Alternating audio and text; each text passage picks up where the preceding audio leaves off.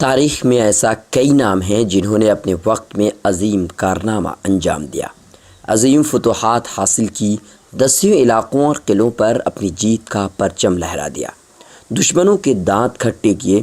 ان کے وجود سے دشمن ہمیشہ کانپتا رہا، تاہم تاریخ کے اوراق میں وہ گمنام ہو گئے، یا کم سے کم انہیں وہ شہرت نہیں مل سکی جس کا وہ حقدار تھا۔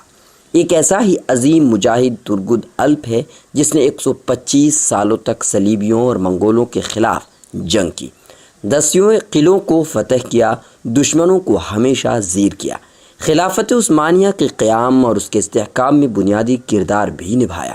یہ مجاہد اپنے خصوصی جنگی ہتھیار کی وجہ سے تاریخ میں زندہ ہے اور اسے آج بھی نمایاں اور ممتاز شناخت حاصل ہے، کیونکہ وہ پہلا جنگجو تھا جو تلوار کی جگہ کلہاڑا کا استعمال کرتا تھا۔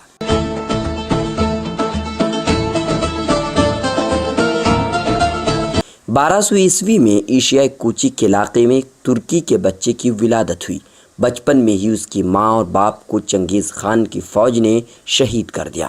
جس قبیلے سے تعلق تھا، پورے قبیلے کو تباہ و برباد کر دیا گیا۔ ترگد الپ نے بمشکل اپنی جان بچائی اور وہ ایک پہاڑی کے دامن میں رہنے لگا۔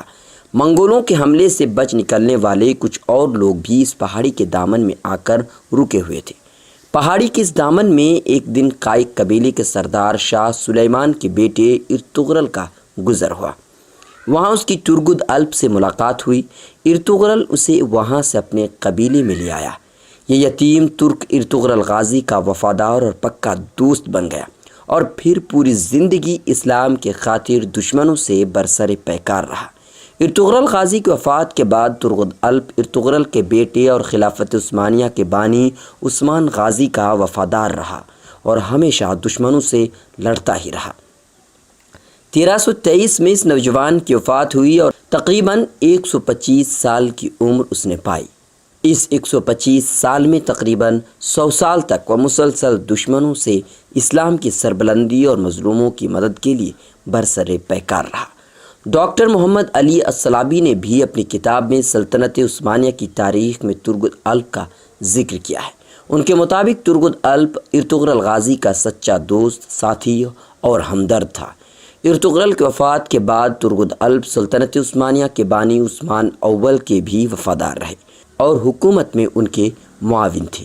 ان کا ہتھیار ان کا مشہور کلہاڑا تھا۔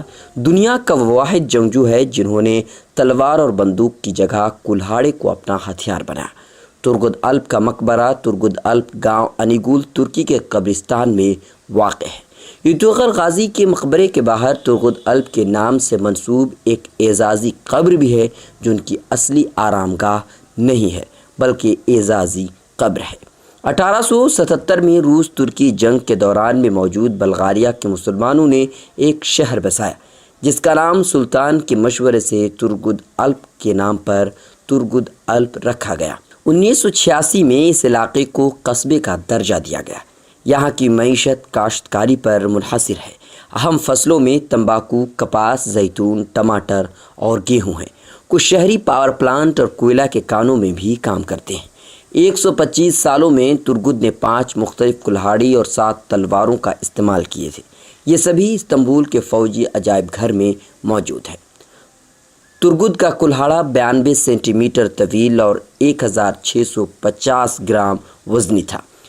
بصری سٹائل سے بنا یہ کلہاڑا 2 دھاری تھا، دستے میں چمڑا لگا ہوا تھا۔ ان کا کلہاڑا مشرق و مغرب میں اب تک کا سب سے مضبوط کلہاڑا مانا جاتا ہے۔ ترکی ٹی وی چینل TRT1 نے ڈیلس ارطغرل میں ترگد الپ کے کردار کو بھی بہت اہمیت اور خصوصیت کے ساتھ پیش کیا ہے۔ ڈرامہ میں بہت تفصیل سے ترگد الپ کی بہادری اور عقل مندی اور فہم و فراست کو دکھایا گیا ہے۔ تاریخ کی کتابوں میں اس قدر تفصیل دستیاب نہیں ہے، لیکن اندازہ یہی ہے کہ ڈرامہ میں جو کچھ دکھایا گیا ہے اس کا اکثر کردار حقائق پر مبنی ہے۔ بیورو رپورٹ، ملت ٹائمز۔